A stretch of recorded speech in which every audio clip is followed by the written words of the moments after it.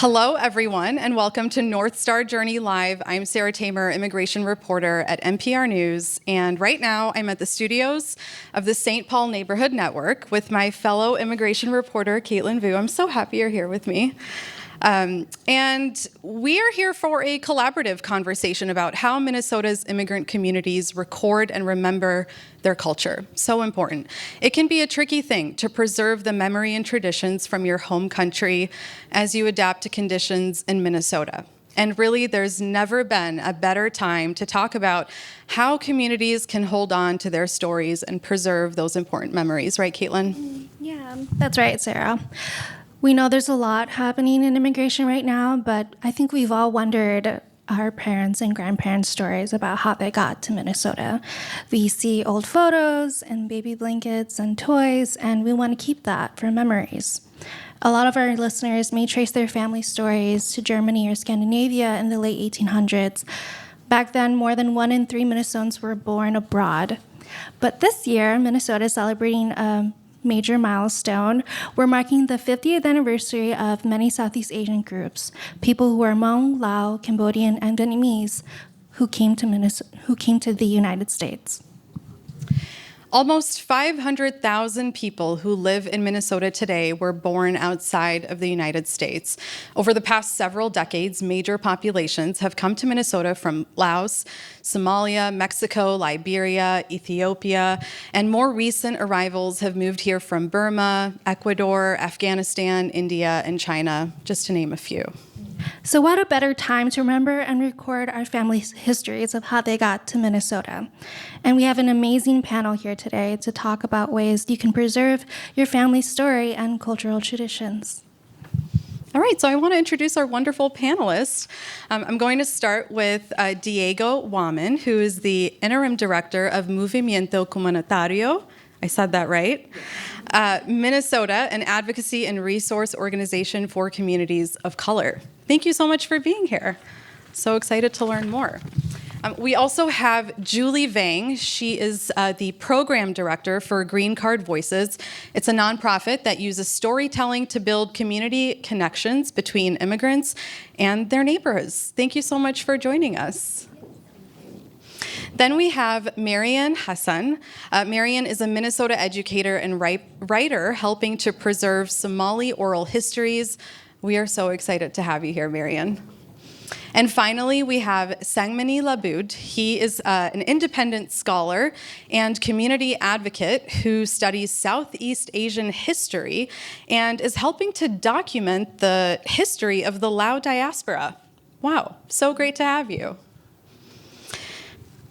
Sarah and I spend hours talking to people about their immigration stories and their new lives in Minnesota. So I wanted to ask a little bit about your family's arrival to the United States and how you got here and how it started. So maybe, Diego, let's start with you. Tell me a little bit about your family and where it all began. Sure. Good evening, everybody. First of all, thank you for having me today. And I'm really happy to come here and share my story, my family stories, right? Because my family is a mixed style family. Back then, in 1995, my mom decided to migrate to United States, going through a big trip. At some point in the story, she got detained in Cuba. Wow. And it's a lot of loopholes that a lot of people have to take, challenges, risks to get here. I was 1 year old when she left me in Ecuador, and I didn't came to meet her after 16 years. Wow. So my mom, after living here for more than 15 years, she was able to fix her status and able to bring me, my other brother. She was a single mother of 5 kids. When she decided to come here, she was first. Then my other 2 brothers were like, we miss mom. Then they decided to take the trip, but we were too young to take the trip.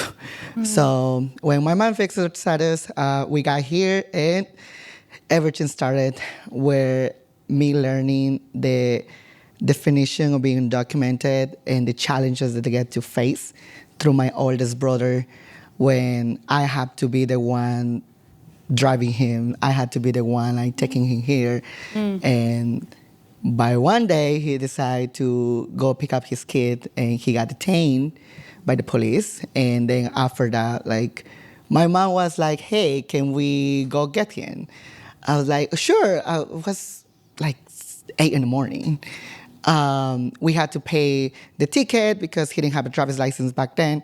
Now he does. Thanks for the fight. And we paid the ticket, and then after that, it went through my mom.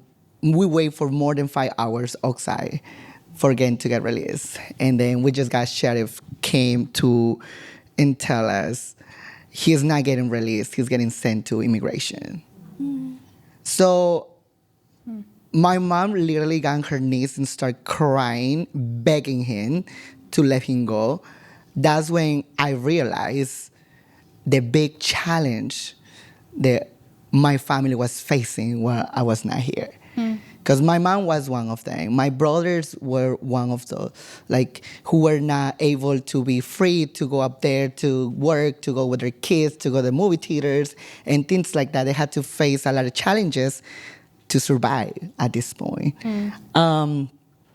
So that's when I realized I had to take the chance to get more involved in high school and trying to understand the political landscape and systematic things that really our communities face day by day. Because I live firsthand with my mom, seeing your mom breaking down on the police officer on her knees, begging him. It was really traumatic for myself. At that time, I was 17 years old. But it is a spark to fight for others. Because now we see how we move so far with all these policies here in Minnesota, but there is still more work to do, you know? So that's when everything started with my family. Love you, mom. She was a single mother of 5 kids, and she did everything she could. And until now, she's still fighting for us. And we're still fighting. At this point, I'm still fighting in the movement for my oldest brother. So until we get immigration reform. Thank you so much for sharing. It's really powerful. And you carry that with you and in the work that you're doing right now. Yes. And that's what I do, what I'm doing right now. Yeah. We'll talk a little bit more about that. Marin, can you tell us a little bit about your own immigration journey?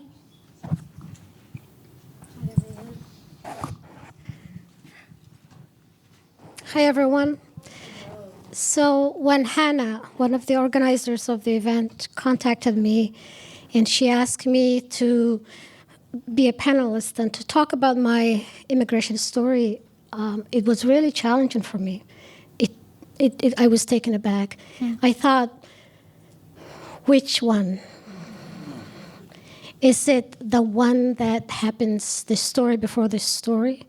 When, like now in this country, I hope it doesn't head that way. I'm trying not to be political. Person is political. When things are impending, there is something coming that is felt. And I come from Somalia. And there was a 21 years of regime that was in power from 1969 to 1990. So the story before the story is that anticipation of what's to come, that we can see the lack of tolerance. We can see, well, I was very young at that time, but I knew. I mean, we saw the tribal mindset that these people, we have to stop them before they do this, and demonizing this group. And so I'll be very brief, but that's kind of the story before the story. And then there's the exodus or the leaving, the anticipation of that, which is nerve-wracking, but also exciting for what is to come. And then there's that other one, which is the arrival. And the arrival brings a great deal of anxiety and but excitement, right? I'm willing to do what I need to do to have a new start. And I come from a very established, very educated family, but my father was in opposition to the Somali regime and was constantly interrogated, intimidated, imprisoned. So the arrival is full of promise, like the Italians or the Irish or the many, many before who came to this country, that ideal of better future. And then I thought, what about the story of displacement, that bereavement or grief of what's left behind, that's haunting, but always exaggerated as if it was the perfect life. That's the experience of immigration. The good life, the most amazing life that's left behind is always remembered.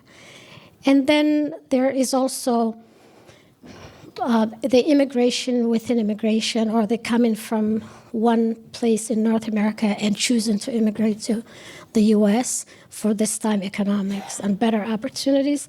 Initially, fear of persecution and fear, but here now, better life. And then Minnesota, coming where the community is and choosing that thoughtfully because of, again, Minnesota is a very progressive state, very educated, democratic, and the promise to belong was more pronounced. And then I thought the story about becoming a mother to children who are second generation and the negotiations that happen constantly and the reintroduction of who we are to our children and telling them that we actually have an incredible legacy. We're not dissolute and need someone to save us. We actually have a long-standing legacy. We come from a very brave and ancient society, right? And telling them that we have a legacy and we chose to come to this country and to take up some space for yourself. And that's still ongoing. We have 3 children, and this conversation is constant. So which story to share? Thank you so much, Marian. That was beautiful. In my reporting, I often like to ask immigrants that I talk to, instead of asking them, why did you come to the United States? I like to ask, why did you leave your home, right? Because words matter, and people have lives and cultures that they leave behind. And it's kind of a good segue. I wanted to ask you, Sungmini, what was your journey like here as a refugee from Laos? Why did you leave? Yeah, thanks for having me. Sabaidi, everyone. It's how long do we have? I asked myself that too in terms of like, do I tell a linear story or do I tell vignettes, right? And so my story, my family story, and like many refugees from Laos, really start with empire building, right? Colonialism by France. Empire building by Japan and the U.S. as well, and involvement in Southeast Asia. And so after U.S. withdrawal from Southeast Asia, from Laos, my family didn't leave right away, right, in 1975. My father was a soldier who worked along the Americans in the middle of Laos, middle country of Laos, and he tried to adapt to this new government. Tried to adapt to the new government. We were rice farmers for many generations. My father was sent to re-education camp, and then later on to what they call a seminar, where every weekend or every month would be re-educated in the teaching of the new government there. And my father found out that they were going to be some investigation on him. And so he wanted to leave. And so my parents devised a plan. They sold their, the last ration of rice to pay someone with a boat.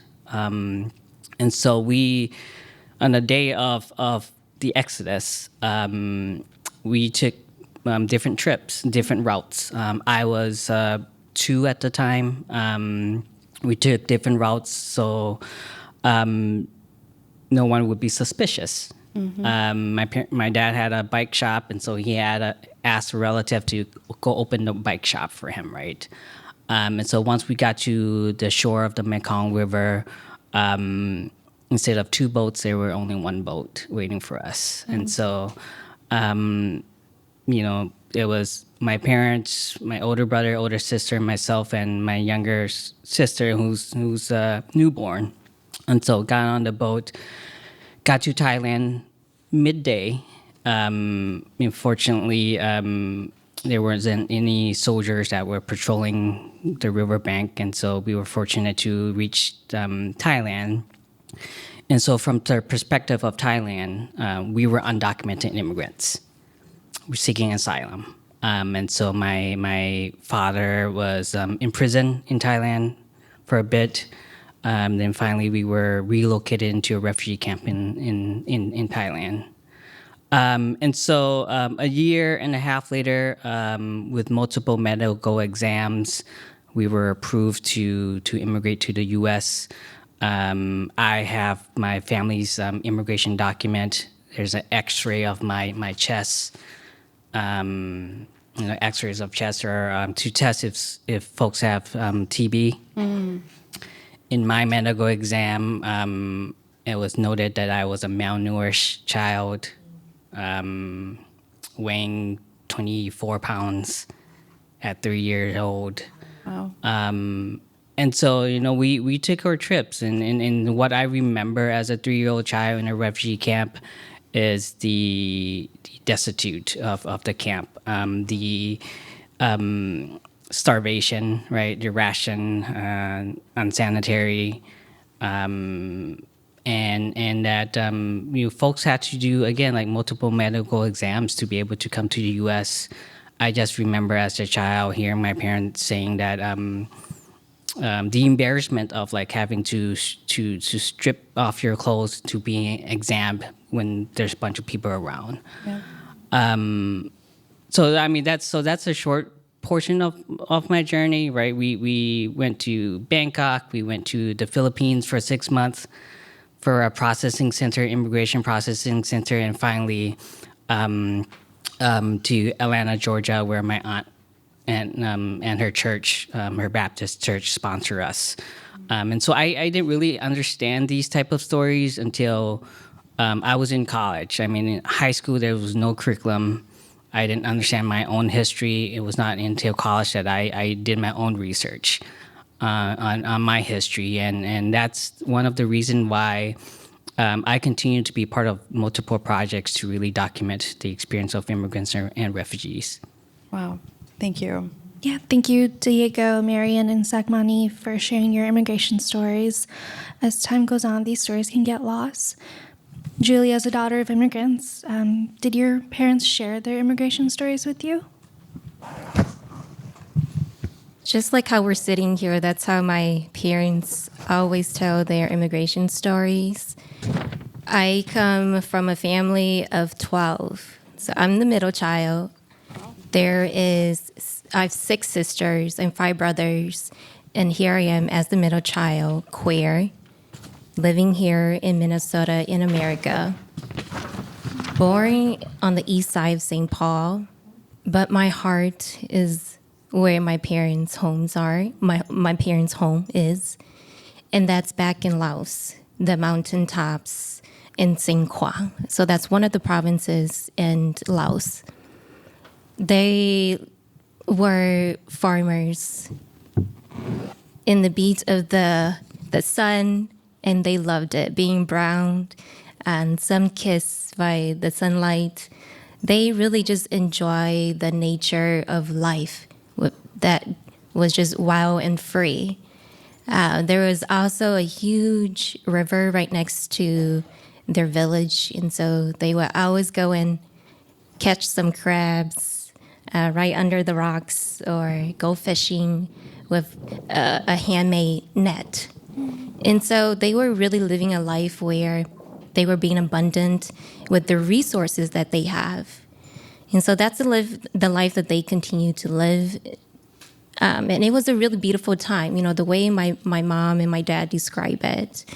And it wasn't until the Sequel War, also known as the Vietnam War, happened around 1975. And that really just was a huge shock and a turning point for them. So they had to take 3 of my older siblings and really just they just, at the time as they were describing it, there was no words to it. There were no preparation. It was just like, what do we do? And the decision was to leave for safety, because they wanted to live.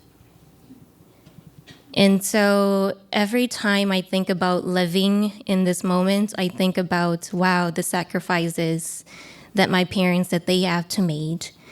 And so they fled through the Seco War and sought refuge in Thailand. And so they crossed the Mekong River in a handmade boat with bamboos. And so my mom couldn't swim, and she's so terrified of the water.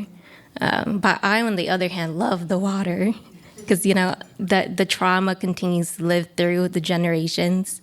But here I'm trying to break the generation. And so I'm enjoying and cleansing with the water. And so as they cross the Mekong River and they seek refuge in one of the camps in Thailand called Ching Kwong. And so it's one of the 8 refugee for a lot of the Hmong folks that saw refuge. And so they stay in the refugee camp for 3 years. And there were a lot of starvation and really just, they had to make their own ways of life. But it wasn't sustainable. Like, you couldn't survive through that. And so the U.S., because my dad was a soldier, and a lot of my relatives were soldiers and supported the CIA with the U.S., they were able to grant access to the United States. They didn't know where they were going. They're like, we're ready to get out of here, and so we can live the life of freedom. And so they landed here in Minnesota on January 26, 1988. No jackets, frozen hands. My mom described, like, my eyebrows were so frozen. It was not looking good. And so they lived in the projects. So we lived in one of the communities, McDonough Homes, for quite some time until we were out of from governmental assistance into sustaining ourselves. And so my parents have been homeowners for the last 10 years. And here I am, continue to carry their stories with my family, but also with each other. So thank you. Thank you so much for sharing that. I know, too, from firsthand experience, so I'm also an immigrant. My parents immigrated to the U.S. from Palestine, and I kind of have to catch my dad on a good day to ask him about our history. Because it's so traumatic, they don't always want to answer your questions, or you ask, like, it'll be the most random time. And I'm like, hey, what happened in 1968 again? Could you remind me? And they don't always want to talk about it. So I'm curious, and this is a question for everybody, is, as you're thinking about this, how do you preserve your family's history and memories, and then pass that down onto your children and your friends and community members? How are you doing that? Maybe I'll start with you, Diego. Sure. Just sharing quick. My mom got to tell me the story because when I just got here, I remember I got here in April 29th, and she took me to work April 30, the next day. She said, you're going to learn what I've been doing, right? And on our way there, I asked her, and that's when I took everything, and I told my little brother. So he was born here. He don't know nothing about, like, what was my mom's way to get here, and what was our way to be living without our mother for 16 years, and the greatest part of that, it shows the resilience that came in within our blood, within our strength, and use that to empower others, to use their resources, use what they got to overcome the challenges. Because just like my mom and other community members in other, like here, we overcome those challenges. So every time that I have a chance, I talk to my older brothers. I talk to when they have a down sign, like, hey, remember you overcome this. Like this is bigger, was bigger than what it is now. And same thing for community members, because that's how we stick together through stories. That's how we connect and we identify each other. So driving a car with my mom, or dinner time, or sometimes in the holidays. And we just, at this point, yes, it is traumatic, but at some point it becomes, you heal from it, and then you just laugh. And then you just become like, wow, I did it. And look at where I am. So that's why we're in our family. When we tell the story, we just start laughing at some point. Oh, my mom, oh, I got detained in Cuba and you don't know what happened there. And then she just started telling us, but I overcome that. So, and then it was, the way how she tells the story now is so different after, because she got involved in the movement as well for a quite a bit. And now she tells so happy to others, I did this, you can do it. Wow. You know, and so that's how we use our stories to empower others to, especially on my community, to, you know, sometimes there's dark days in the system, and we need to remind ourselves that there's a bigger monster out there we overcome, and these are just challenges that life's putting ourselves, and there's one way or another we're gonna win. Yeah. They pass on the generational trauma, but also the strength. Exactly. You know, because that's what makes us stronger. Yep. We didn't die, we're here. Yep. You know, but there's other stories that we cannot tell, right? And each to their own, everyone has their own experience, but let's use that to empower us and fight for others as well. Beautiful. And Julie, as you were sharing your story about your parents, I couldn't help but think of just kind of how lucky and what a blessing it is that you're able to hear those accounts from them. Because so much history can be lost when we lose our family members. So I guess same question for you. How do you move forward now, and how do you preserve those memories? Yeah, so I'm really lucky that both my parents are still alive, and they're always a phone call away or a FaceTime now away. And so we're preserving these stories oftentimes comes from the kitchen. So there's bezos and lemongrass, and there's fishes and some meat. And that's where, as we're, getting distracted, prepping the food, getting the dishes ready, getting the ingredients together, that's where a lot of the healing and the stories come. And it's really random. Like my mom especially, she'll just instantly oh, this chili pepper reminds her of when she went out and was hanging out with her friends at the supermarket. And then I'm like, well, tell me more about the supermarket. How was that? Was it expensive? How did you even get how did you get paid to even go shopping and try to get that dress or that sewing fabric that you wanted? And so it comes a lot in various locations, definitely in just open space, in our living room, but definitely in the kitchen is where the stories comes. And I, because we live, thank goodness to technology, I love to voice record everything. So if you're in my phone, in my voice memo, there's tons of them. I'm getting into videography as well. And so I can really capture more visuals because memories get lost. Yep. And so in the moment, if I can capture the visual and the way it sounds and the way it's told, when they're no longer here, I can pass it down to my lineage or for all my siblings. So for those who are interested. Marian, I wanted to ask you a similar question too. In Minnesota, we have a very big Somali population here. I drive down Cedar. There's the Somali Mall. There's different restaurants, and so in a way, it feels like Somali culture is so ingrained in our society. But how do you do that on a personal level, on an individual level?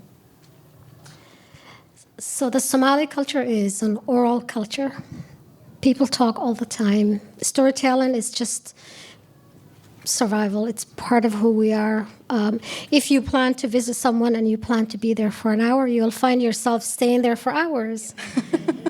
So conversations. Now in Minnesota, we have what is known as third spaces, as you said. So you can make a day out of going to the Somali Mall, which we do with our children at least once a month, and having the chai tea and samosas and constantly talking. For Somali people, Somalia is a nomadic, it was a nomadic culture. Camel herders and animal herders, and language is portable, and it's the only thing you have when you're out in the desert and you're on a long track. And so people talk. Somali people endlessly. If you meet someone within the first 15 minutes, it's very different from our American culture, but people will ask personal questions. Easily, you will know if you were married, if you have children, where you work, how long you've been here. All of those questions come up quickly. So I would say through talking, also poetry. There are many poems written now about the Muslim ban and the war on terrorism that America has been on since, I think, 9/11, 30 years, over 30 years now, poems made about so many things about the settlement that it's refreshing, but it's all done orally, I would say. Thanks. It's a very expressive culture. Very much so, yeah. Mm-hmm. So I'm going to, by nature, you're a historian, you're a scholar. I mean, this is right up your alley. But is there a way that you do that on a personal level? Do you write poetry? No, I'm envious of artists. So I wish I could write poetry. But I think at the personal level, this was about 10 years ago. I finally had the nerve to sit my parents down and record them. Oh, wow. And so prior to that, I've done so many oral history projects, interviewing so many people, both for preservation, but also as an ethnographer, right? But it was hard to talk to my own parents, and so it took me that long. And so in 2015, I sat them down, both of them.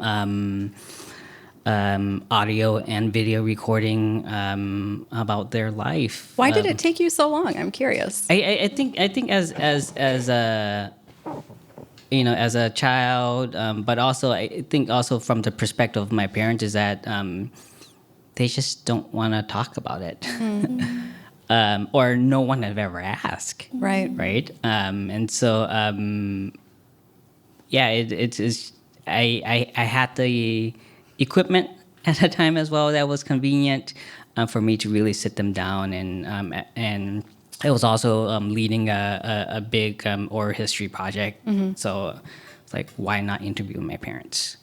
And so I've talked about, I've asked about their experience growing up. They live in two adjacent villages, grew up together. Wow. Their rice field was across the street from each other, family's rice field for generations. So like really the stories of my parents is like a love story, a story of resilience, resiliency. As a historian, I understand these historical contexts of the experience that they went through, but also based on my personal experience as well, right? The memory of a 3-year-old kid living in a refugee camp. But then, in terms of preserving it, it's down to the simple thing as scanning historical documents, right? Scanning immigration documents, what my parents had to go through. I've talked about my x-rays. I had all of my siblings and my parents' x-rays. I'm seen as a de facto historian of the family. Talking about like my plane ticket, right? How I still have a copy of those plane tickets. And the agreement we had to sign with the U.S. government to repay that for that plane ticket, right? Wow. So things like that. And, we grew up they would tell us stories, and now I kind of help preserve that, but also with my own kids as well. When they were younger, I would tell them like stories of me when I was a kid, stories about my red rain boots that I traded in for candy, right? And so yeah, just breaking that cycle as well, right? Breaking that cycle and continue to have that conversations with the next generation. And so, yeah. I find that sometimes I get really frustrated when I'm like looking for a photo or a childhood toy and I'm like, where is that? Why didn't you keep it? It's like, we were in survival mode for a long time. We weren't so worried about your blanket or your toy. Thank you so much for sharing your stories with us. Really appreciate it. Yeah, I also really appreciate it. And Julie, at Green Card Voices, you hear a lot of stories like this. Can you tell us more about the work that you do at Green Card Voices and the importance of documenting stories like this? At Green Card Voices, so we're based in Minneapolis, and our work is all about sharing the first-person stories of immigrants by them, for the community, with the community. And so mainstream continues to tell immigrants like who they are, and this is why and the reasons they all came here. But oftentimes it's not the immigrants themselves speaking. And so we're here at Green Card Voices, we're here to flip the script to say, they're all your neighbors. They're right here. You can give them the mic, give them the platform, and they'll share their stories however you want that to be. And so we have published around 15 books already of immigrants coming from 8 different states here in the US. There's already over 500 different stories of immigrants coming from 145 different countries, alone here just in the US. And so you don't have to travel anywhere or to a different country to learn about someone's culture, about someone else. They're right here and you can learn about them. And so our work is to ensure that folks are educated, and we start that in the school. And so a lot of our immigrants that we record firsthand are high school students. And many of them are typically newly arrivals. Because when you first share your story in that moment, there's a lot of details. And so we don't want to miss that. Because 10 years from now, it just becomes memories and experiences and things that get twisted and, altered. And in that moment, that's where the heart and the soul of those like immigrant stories come from. So for example, we in 2021, the Taliban took over in Afghanistan, and we did a special editions for our Afghan youth. And so we've already recorded 30 students from Afghanistan here in Minnesota to ensure that they, even if they have already come here for 1 month or a couple of months, they too can share their stories. They too can become authors and publish ones, have a published book. They don't have to wait until 10 years, 5 to 10 years to get an education and then become a writer or get a degree to share their stories. It's like right now in this moment, you have the credential, your credit, and you're validated and you should be heard. And so we did a special edition for the Afghanistan. And then just recently we have, with what's happening in Ukraine, we've also have recorded stories of those coming from Ukraine.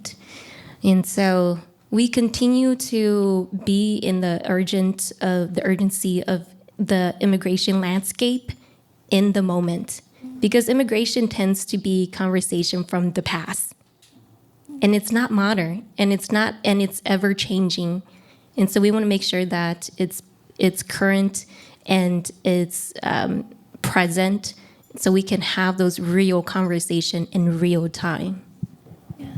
Yeah, definitely. And can you kind of share like what kind of resources are available for folks that they can use to help record their own stories?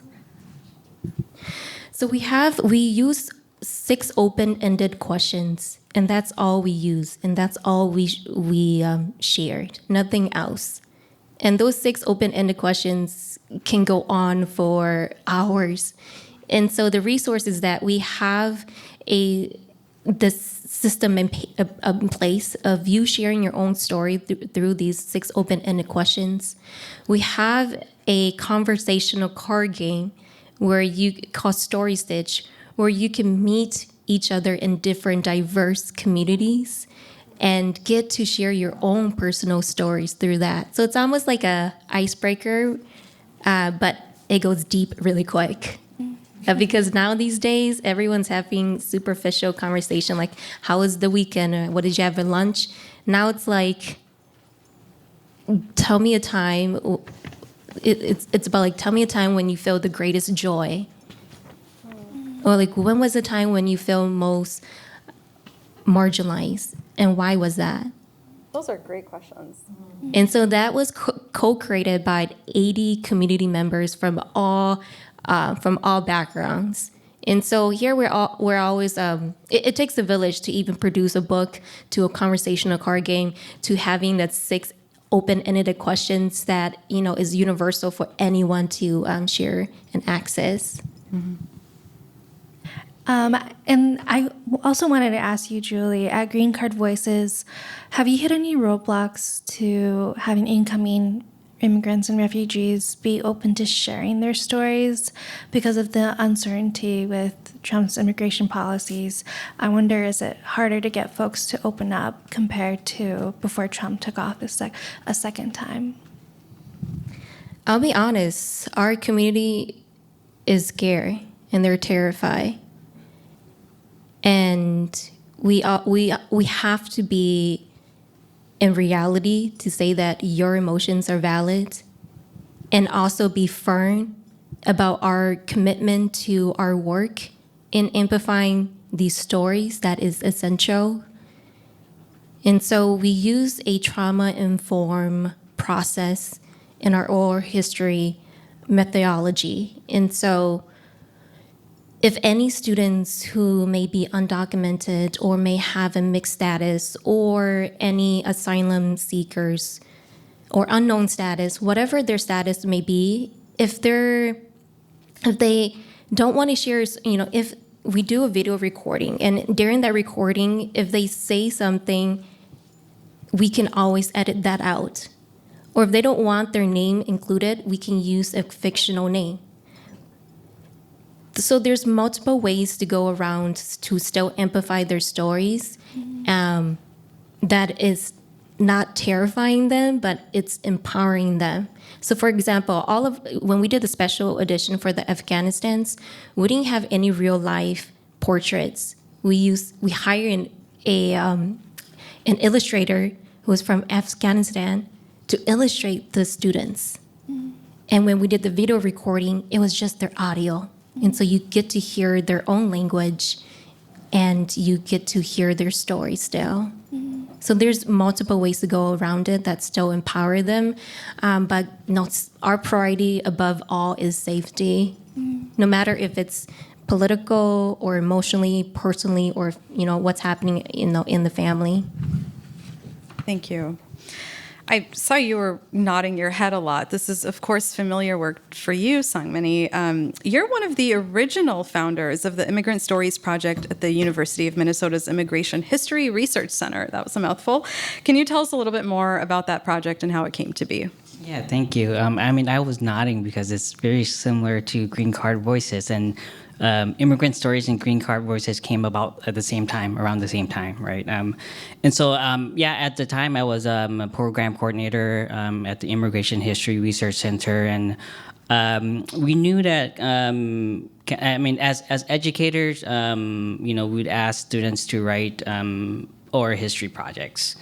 And oftentimes it would be a piece of paper, class assignment, and it's done, right? Mm-hmm. And so we were thinking, how do we preserve those stories? And at the time, digital storytelling, the methodology itself was fairly new. And it's really a first-person narrative through videos. We asked a simple question at the very beginning: what's your immigrant stories and what tells your story? What tells your story? Yep. And so, as one of the developer of the project, I was the guinea pig. I told my own immigrant stories, and I used my plane ticket. You brought it with you? I brought it with me. Is it laminated? No, it's not. It's not laminated. It's in my closet at home. But yeah, it's just my plane ticket tells my journey, right? Port of entry, Seattle. From Seattle, came to Minneapolis, and then finally to Atlanta, Georgia, July 31st, 1986. Wow. Right. So how do I tell that story? And so it really started with that, and with colleagues, we were able to get a grant from the National Endowment for Humanities, multi-year project to develop an online platform where we can create curriculum for both educators and students themselves to create their own stories, digital story.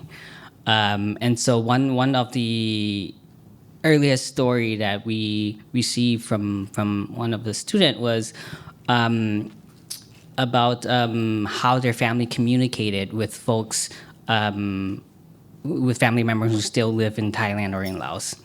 And so her object was a big Sony boombox. They used that boombox to record cassette tapes, and would send that back and forth. And so she would tell the story about communicating with her cousin, who she'd never met through that cassette tape. And so right now, 13 years later, 12 years later, there's about 400 stories in the collection itself. At the University of Minnesota Immigration History Research Center and their partner, the archives there. And so the current team right now, will continue. It's important, right? It's very timely to collect these stories, and so I'm sure the project will continue.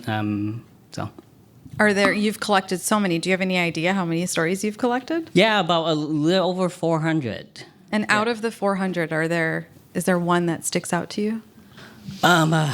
Liang's is the boombox one that I just mentioned, but one is of a Hmong elder. So her story was, her object was the baby carrier. And so she told a story about leaving Laos. Her husband and 4 kids, and she had an infant in her baby carrier. She couldn't swim. They crossed the Mekong River. There were turbulence. She felt something on her leg, and when she got to the shore, the baby that she was carrying was gone. So as she was telling her story, she was sobbing, and she still has that baby carrier. Wow. And so it was also at the same time where young boy Alan Kurdi, right, from the escaping from Syria to Turkey, the media storm showed his Alan's images, his body on the beach, and so that those two stories really connected because through space and time, people are escaping war and persecution, and these unfortunate loss of lives are as a result of these war and conflict.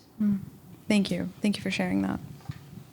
Yeah, and you kind of touched on the sadness that can come from talking about the past and the trauma that it can bring up for family members. Many families here in Minnesota, because of war and economic turmoil, they have had to leave their home countries. Sangmani and Julie, do you come across that challenge in the work that you do, and how do you approach that? Why is it still important to capture those moments in the history as well? First, Julie.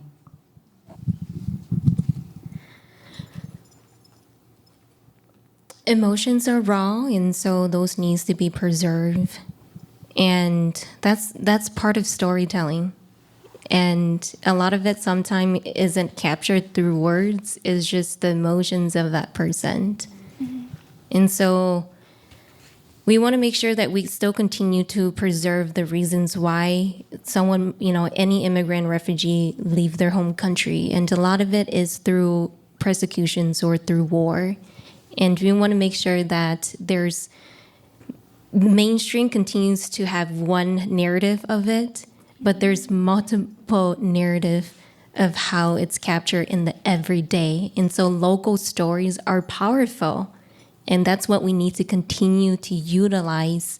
And that's what we need to continue to preserve long term, because those are those are stories that we have access to right away, but also those are our real neighbors. And we're surrounded by them every day. And even if we're not, we may know someone who's surrounded by them. And so we need to continue to educate ourselves in real time again. Yeah, I mean, I would agree, right? It's educating ourselves. I always see myself as a lifelong learner, and so I think I do know these historical contexts when I'm speaking to people, like that's their truths. Like I don't question their stories or their truth, right? And so doing that as well, but also going beyond. When we're talking about documenting stories, is going beyond like bigger institutions, and so having these stories being preserved within the community, and making sure that community knowledge stays in the community and is owned by the community, right? Because given the current situation, funding will be lost. Banning of stories, banning of books, banning of servers to specific stories, right, would happen. And so, yes, YouTube is a good place to document it, but it's, we should be able to create a different platform as well to make sure that our stories and our resources are not taken away from us, and to make sure that these stories remain in community and that it's accessible to community. And it sounds like you both are doing a great job of that. Well, as a reminder, if you're just tuning in, you're listening to a North Star Journey live conversation in collaboration with Sahan Community Live. I'm NPR News senior reporter Sarah Tamer with Sahan Journal's Caitlin Vu, and we are talking about newcomers to Minnesota, how they remember and preserve their immigration stories. I also want to remind people that you can text us questions. That's 651-504-8170. And thank you so much for tuning in if you are. Marian, I wanted to bring you into the conversation because last fall you received a state grant to launch the Sing Again Lullaby and Oral History Project. I love that name, by the way. Tell me a little bit more about what you're doing with that. Thank you. So this project is so important to me, but it's also so necessary for the continuation of the Somali language in the use of how children are speaking the home language.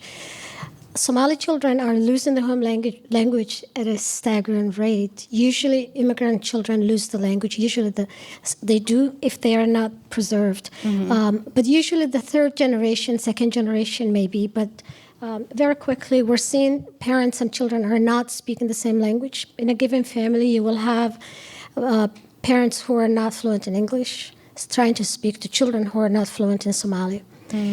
So it's become difficult with parenting, with cohesion. So my interest is in early literacy. That's the bulk of my work. And what I'm interested to do is to document the lullabies and the children's songs. Those are the early literacy foundation, and they are very rich, and they carry messages and cultural values. And they exist in the minds of the adults, but not on a page often. So the way I'm doing this is, again, something I'm passionate about, which is the elderly in our communities who are the bearer or the carriers of the language and culture.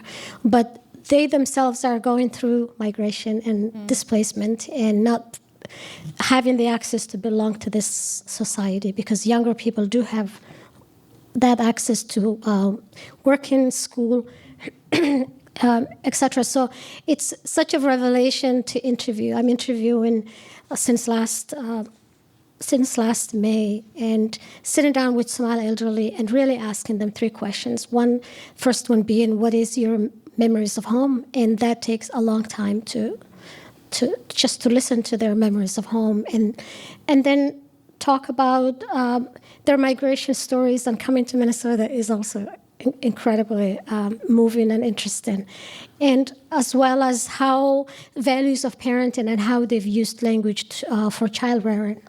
So it's a wonderful project. The outcome of the project will be a pioneering, one-of-a-kind collection of Somali lullabies, illustrated, bilingual, which will be accessible to schools, to families, as well as I'm recording the grandmothers singing.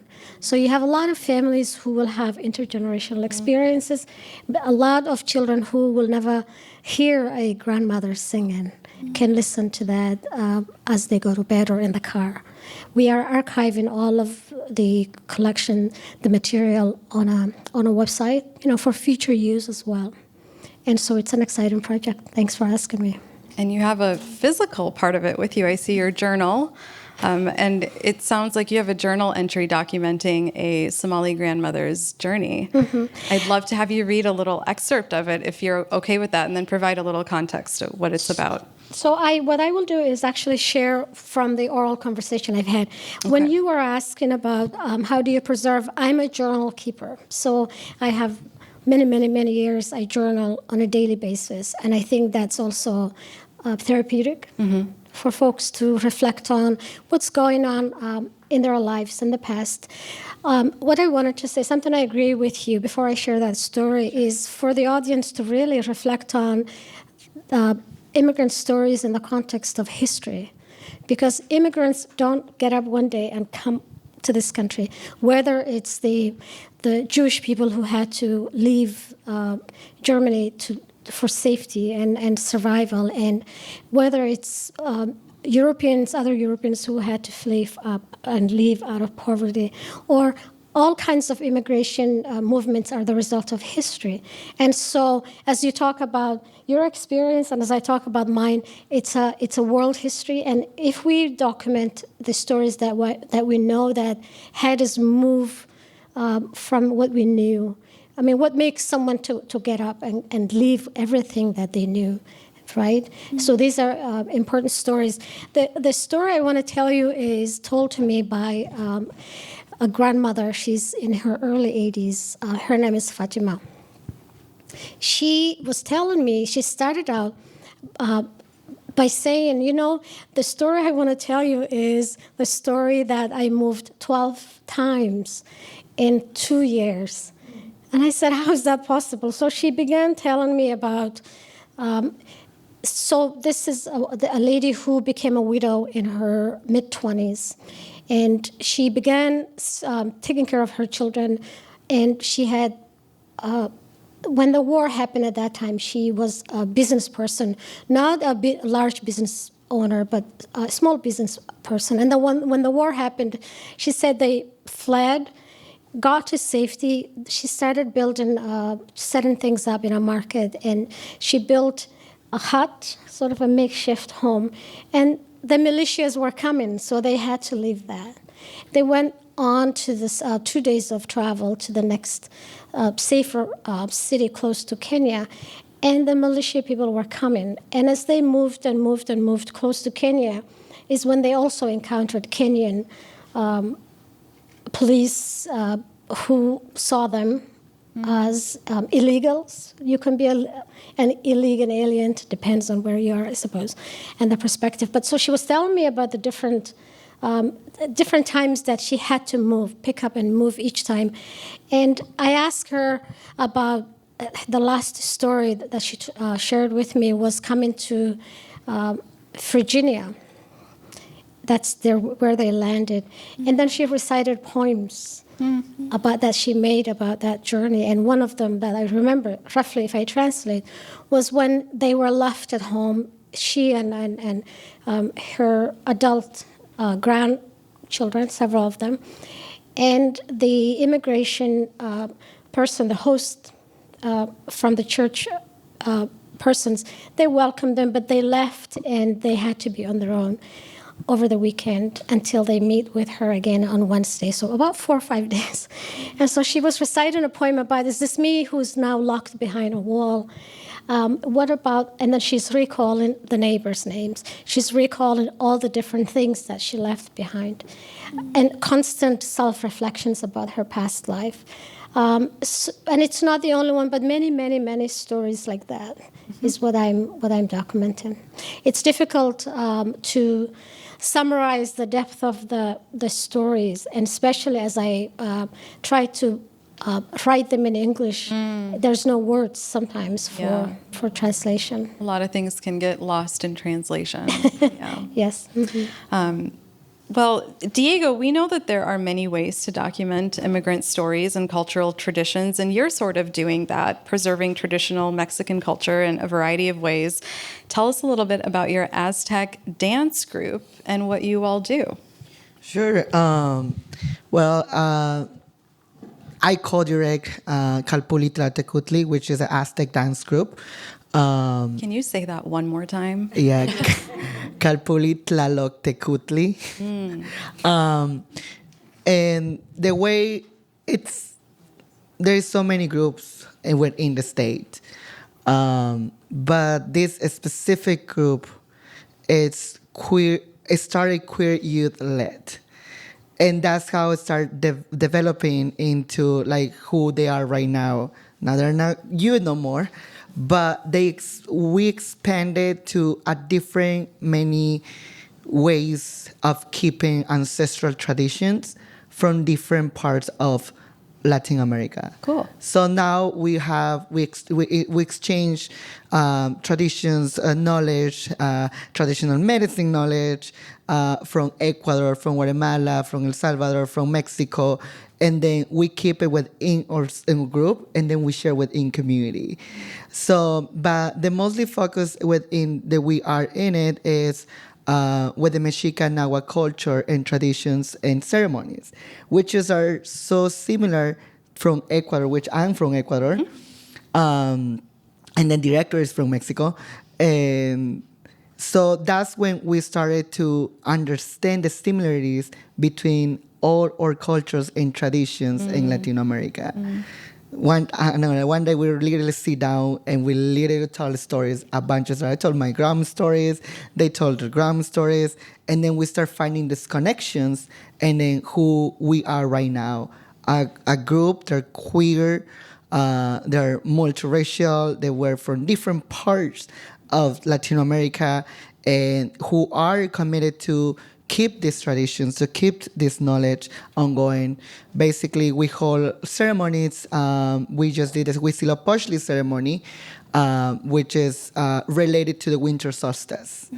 And now we're going to do the Mexica New Year ceremony. Is going to be on March 28 and 29. It's 2-day ceremonies in the American Indian Center. And this is when our year starts in the Aztec calendar. And not many people we say, and this is part of colonization, right? But always we say like December 31st, and then we start a new journey. But within the knowledge of our ancestors, basically it's when the agriculture, when everything starts, when the seeds start coming out, when the rain start falling, because it's a new beginning on Mother Earth. And then we start the cycle of it.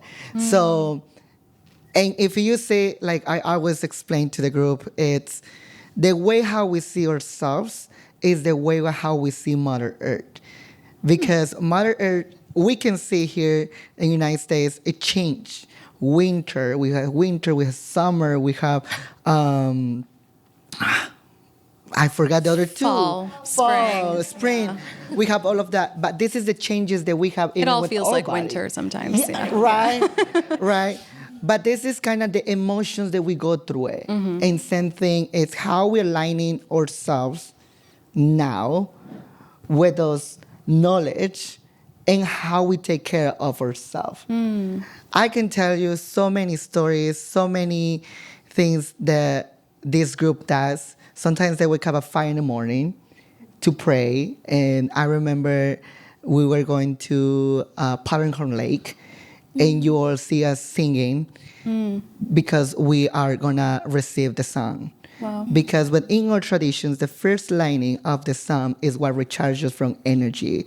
And that's how you start your day. And seeing youth doing this, keeping what my great-grandma used to do, keeping what their great-grandmas used to do ongoing, is powerful. Because it's what we're supposed to be doing. Passing those knowledge, executing it within, and then keep on going. And understanding the realistically why we're doing this. Because through colonization, through all of this what we're going through, we get to lose that part. We get to lose the knowledge and the important thing of the traditional medicine. We get to lose the important thing of even dancing to release things from our body, even singing to release things from our body that we don't need it through our mouth, through our feet, through making things. So right now, for example, we are in the transition because we're getting ready for our ceremony. So everyone is painting, everyone is getting the regalias ready, everyone is working on their things. And it's so powerful to see them. You know, winter is really sad because you don't have nothing to do most of the time. But seeing them all excited to come and do something and be like, because when in the Aztec calendar, we have symbols what represent us. And each of them like, this is my symbol, and because they identify with it. That's really For cool. example, our co-director, his symbol is a monkey, and he likes to play a lot. So it's just like that. It's understanding the nature of Mother Earth and understanding our nature, how similar we are, and we move in cycles. It helps us to release, conserve the knowledge, conserve the tradition, because one day we're gonna feel frustrated of life, and we don't have none of this. You know, I was something that my grandma taught me was, whenever you're sad, whenever you cannot do no more in your day, leave everything, go for a walk near a lake, find the biggest tree that you can see, and hug the tree. Sit down with it, and ask the tree to take away things that you don't need it. And it works. Like, it works. Like, I'm not gonna lie, when I arrived to America, my relationship with my mom was not the best because I was raised by my grandma, and I was getting to know her, and she was putting me so many rules that I was like, we need to know each other, you know? But it worked it out thanks to all the knowledge that my grandma passed on to me. So I was really patient. I was really grounded. And this is the part, is being grounded in who you are. It's passed on to it. Because why I'm really committed to this is because one day I was trying to be part of a group, and I got told that I didn't even know my own history, and I don't deserve it to be there. So I know so many youth who get here, and the culture shock of it, like sometimes you get people start bullying you, and then you just like, I had to hide everything. So this is why it's really necessary to empower the youth to be who they are, no matter what, and support them. And that was the nature of Kalpuli Tlautecutli, empower queer youth of color And anyone who wants to learn and knows where they come from, and then helps us to keep those traditions. I love it. I'm going to put you on the spot because you designed your pants, you told me. And those are really cool. Yeah. I feel empowered to wear cool pants now. Thank you.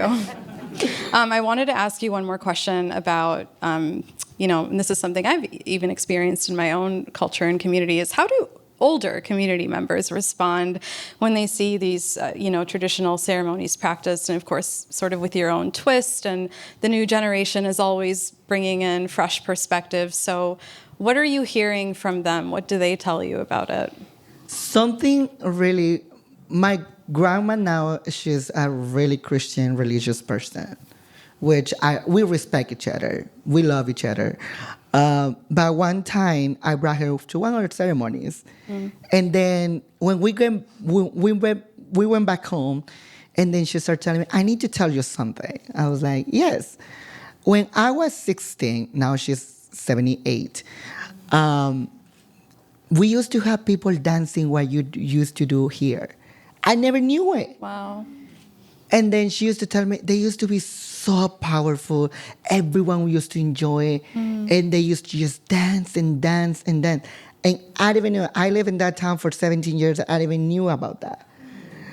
And just hearing that part, and also hearing elders, because we do have elders who visit us from Mexico, and seeing the work that we do, they are just happy to see besides the whole ideology of religions, of other beliefs, because we welcome everybody, because we don't have pushback to no one, but seeing how we synchronize everything to one sense, who is you, what we care is about you.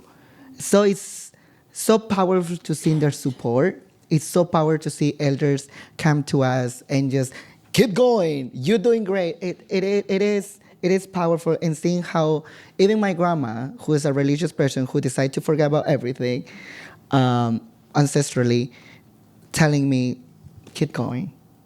Oh, that's wonderful. So it is really powerful, and I can tell so many other stories. I can see some other members of the Kalpuli Tlatekutli here. There too, they're going through the same thing. We're going through the same cycle, like someone saying, generations. We're breaking that part. What colonization has brought up to us, we are the kind of little warriors. It's our time now, and we're here. We're not going nowhere, and I know my own history now. I love that. You're all doing that in a way. Through dance, through swimming in the water and not being afraid of it, through writing, through preserving history. It's wonderful. Yeah, definitely. And this is a question for all the panelists. So I bet there's a lot of listeners right now, and probably younger people, who are thinking about the family stories that they're missing out on. Not everyone gets a chance to record oral history of their families. And so what would you say to help get folks to understand a really easy way for those listeners to start learning about their own family's journeys?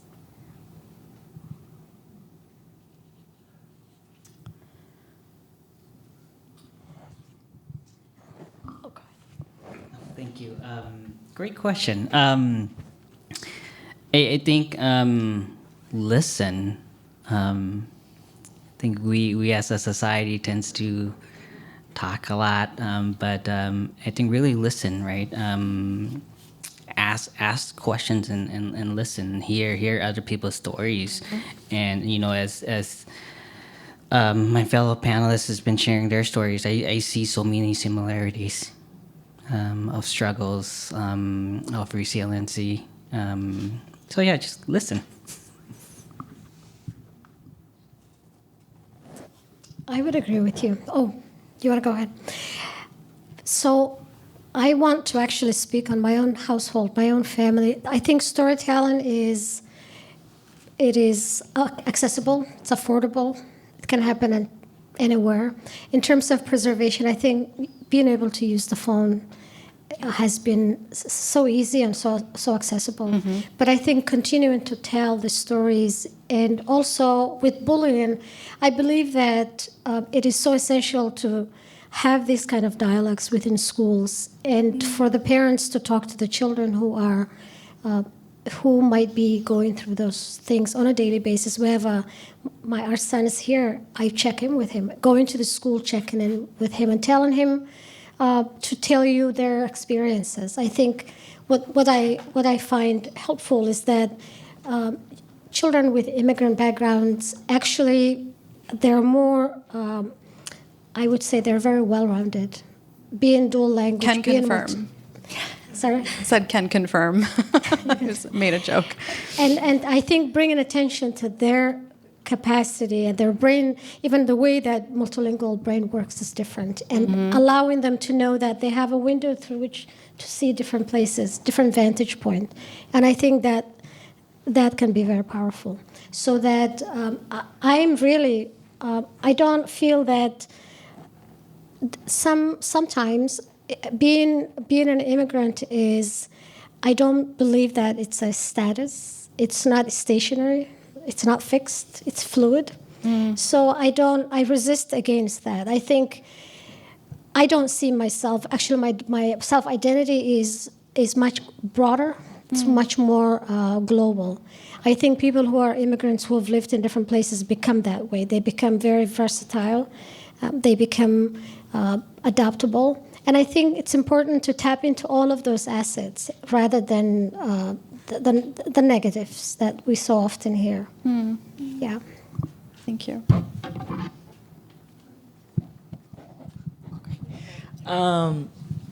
Something that I will suggest is be curious and take a time for yourself to let all the curiosity and right questions. Sometimes can be really complex to bring trauma back in families. Sometimes can be a little bit challenge in it, but always there is that time and take advantage of it and run with it, because once you have the spot, you're gonna be able to ask all those questions. And the main part, and I will agree with you, is listen, digest. Because it is really important to listen to understand and not just hear it. Because then we're going to let go of that sentiment, the emotion in it. So I would say be curious, write down all your questions, and find the part where you're going to be like, the book's going to open now, and ask all those questions. Just don't make that person overwhelming. Because it can be a challenge. But yes, being curious is really important because you learn a lot about other people. If you want to learn stories from other people, be respectful to it. And that's the main part of it. Yes. I would suggest everyone to get out of their comfort zone. So that means donate. Instead of buying that pair of new sneakers, maybe that can be donated to a newcomer who has just recently arrived and needs a new pair. Show up to a protest or a rally. Volunteer. Go out to new spaces, meet new people. Connect. Listen. But also learn how to step in as well and share and use your voice to amplify what needs to be heard. Showing up, like all of you that, proudly did today. There's so many ways to do this, and we oversimplify things or we psych ourselves not to do it because we're so familiar with it. And so once we get out of that comfort zone and do new things, that's how we grow. And that's where empathy grows. And that's where connection, knowing that we're more connected than different. When you have meet each other in that space and you're going to be united, you're unified in that way. Thank you. Thank you all so much. And I want to thank you all in the audience for joining us tonight. We so appreciate that you all showed up. And thank you, of course, to our wonderful panelists. I'm going to remind folks who are watching, who will listen later, who you all are. So we've got Julie Vang. She is the program manager at Green Card Voices. Marianne Hassan, educator preserving Somali oral histories. Sangmani Labut, a scholar and one of the founders of the Immigrant Stories Project at the Immigration History Research Center. Diego Waman, a community leader and advocate. And of course, my co-moderator is Caitlin Vu, immigration reporter with Sahan Journal. Thank you, Sarah, as well. Thank you all to community members here tonight and the St. Paul Neighborhood Network for helping us with this conversation. Lastly, I also want to thank folks from Sahan Journal and NPR who helped behind the scenes to make tonight happen. Thank you.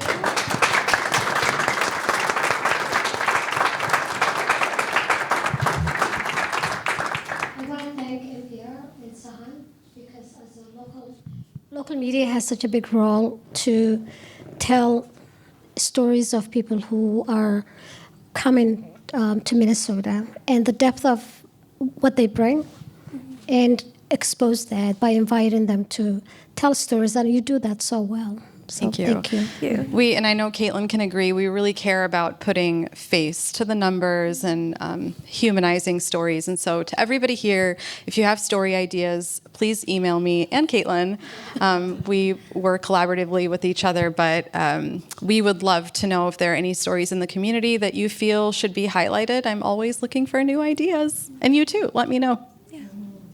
Thank you. Thank you. All right.